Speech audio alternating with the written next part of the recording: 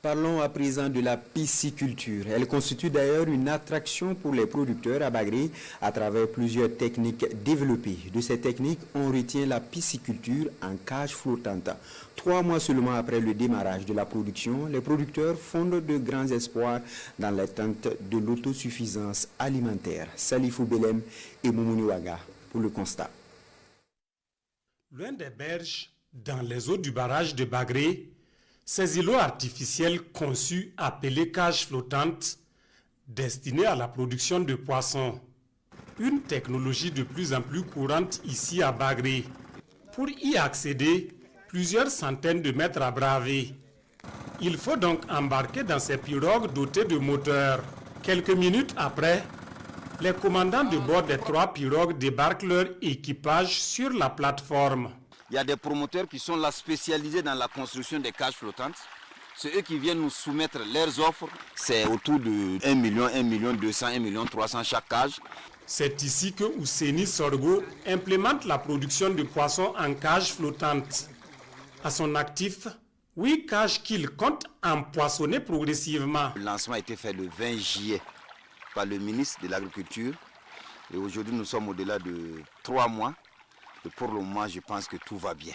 Et ici, nous avons un certain nombre de promoteurs qui se sont engagés sous l'appel en tout cas des premiers responsables du département. Et ils sont organisés avec un président qui coordonne un peu les activités, avec l'appui également des acteurs du ministère. Il y a eu la parcellisation sur le barrage, l'installation de cages flottantes, l'empoissonnement. Et actuellement, nous sommes à la phase de grossissement. Ici, c'est le tilapia du Nil, communément appelé carpe, qui est produit. Une espèce, au dire du promoteur, s'adapte mieux à ces eaux. L'élevage du poisson ne se fait pas d'une manière chaude. Il faut des études préalables qui voient c'est quelle espèce qui correspond ou bien qui s'adapte mieux avec nos eaux. Et à travers les études, c'est ce type de poisson-là qui est vraiment propice à nos eaux. Peut-être avec l'évolution et avec la technologie, on pourra ajouter d'autres espèces. Ces cages grouilles de poissons, la production est intensive. Dans chaque bassin, près de 12 000 alevins y ont été injectés. Après seulement 3 mois d'activité, les résultats d'étape laissent entrevoir un avenir radieux à ce secteur.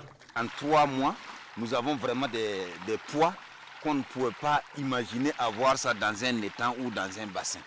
Et nous avons dans nos perspectives, en 4 mois, 5 mois, nous serons à mesure de faire sortir des poissons qui vont au-delà de 500, 600, 700 et même 800 grammes. Le rendement escompté est de 4 tonnes par cage.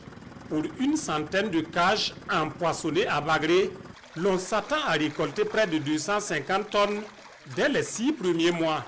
Nous voulons, en termes de cette année, produire en tout cas plus de 500 à 600 tonnes de poissons et offrir à la population des poissons de qualité. Et si nous arrivons à empoissonner toutes les cages et que les cages font 2 fois 2 cycles dans l'année, vous voyez que nous sommes au-delà de 1000 et quelques tonnes dans l'année comme production à Bagré.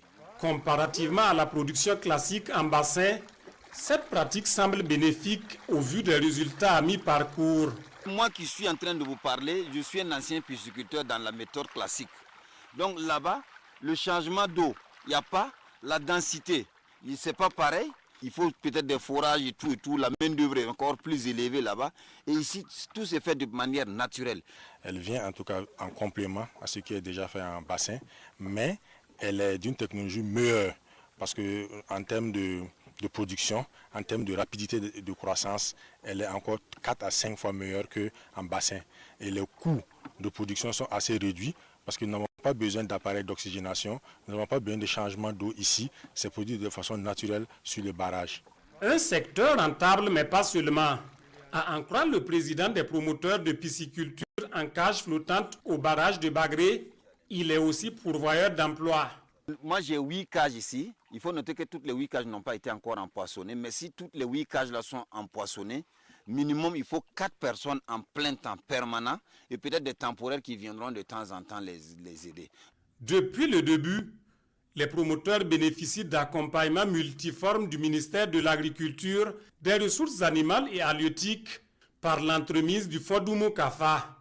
Ceci dans le cadre de l'offensive agro-pastorale et halieutique. Nous avons eu vraiment beaucoup d'accompagnement financièrement, techniquement tous les jours et les agents de la DGRH du ministère de l'Agriculture sont avec nous tous les jours pour le volet technique. Pour le volet financier aussi, nous avons l'appui du fonds d'Oumoukafa qui est à notre côté, qui nous subventionne les alevins, les cages et l'aliment sous forme de prêts que nous allons rembourser après. Mais pour le moment, l'activité, c'est sous vos yeux. Vous voyez que ça va. Pour l'heure, 44 promoteurs de la pisciculture en cage flottante sont établis ici à Bagré. Et ces acteurs ont bon espoir de pouvoir contribuer efficacement à l'autosuffisance alimentaire par le biais de cette innovation.